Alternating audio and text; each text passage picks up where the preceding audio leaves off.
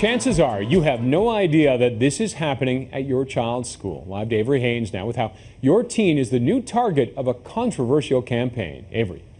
Well, Roger, this is a story you will only see here on City News. It involves every single high school in the city of Toronto, disturbing pictures, and it represents a new ramped-up tactic in one of this country's most divisive issues, abortion.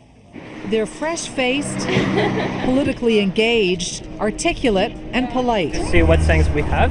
Some of us do this full-time, and we go to every single high school in Toronto. So every parent with a child in high school should expect to see those posters and you guys outside of their school at some point. Yes, yes. How's it going? And this is what they do.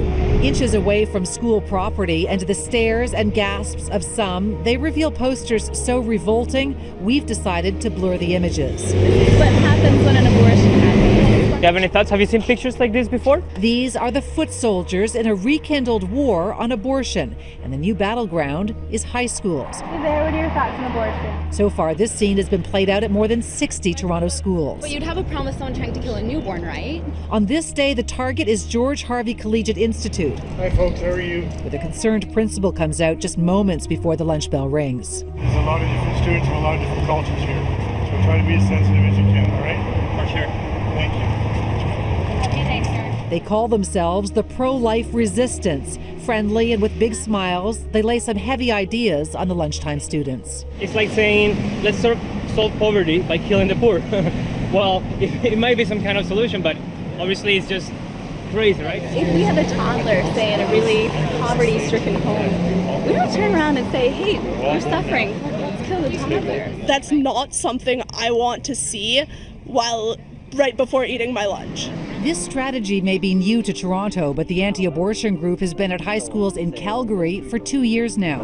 We go out 5 days a week over the noon hour, and as they come out, we show them the bodies of aborted children, and we ask them what they think about abortion and engage them in a discussion. This is a really difficult choice to keep a baby when you're so young. Many are troubled by the idea of using young people with graphic images to target students. They're using shock value for people who are very, very young. The pictures kind of scare me.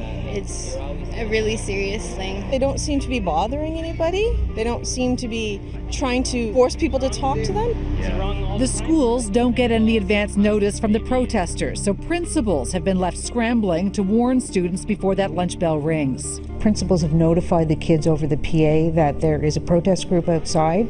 Should they not want to be exposed to the graphic images, they're welcome to use another exit. It's not pretty to see, is it? Some wonder why the Toronto District School Board isn't being more proactive. They should at least touch base with the parents with a letter. As a parent, I would like to know.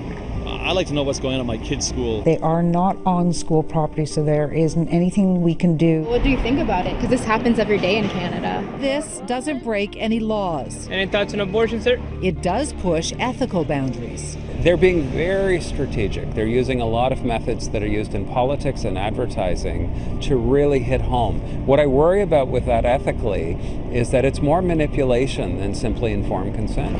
The strategy may be more difficult to ignore in the fall because the group is now setting its sights even younger. If someone is old enough to have an abortion, they're old enough to see an abortion. And so because students even in the 7th and 8th grades may find themselves in an unplanned pregnancy, that's also an age group that we will consider taking our message to as well. The lunch break is over. The posters are being packed away. Okay, tomorrow, see you tomorrow. The team breaks up, ready to do it all again tomorrow at another Toronto high school. And now the TDSB says that while it is closely monitoring these protests, all it can do right now is suggest that in the community, if people are offended, they could call police, but obviously police couldn't lay any charges. And they're in a very difficult position, especially if they start targeting grade 7 and grade 8. You're getting into a very confused age for young kids and handing that to them at that point. And that's when the TDSB says, they do say that they're closely monitoring it, but they say that if they do start targeting grades 7 and 8, they'll clearly have to rethink strategies for how to prepare children for what they may see when they walk out of the school. Okay, Avery, thank you very much. Thank you. If you have a story for Avery, you can reach out to her on Twitter at CityAvery. The Inside Story airs every Tuesday and Thursday, and all our segments are on our website, citynews.ca.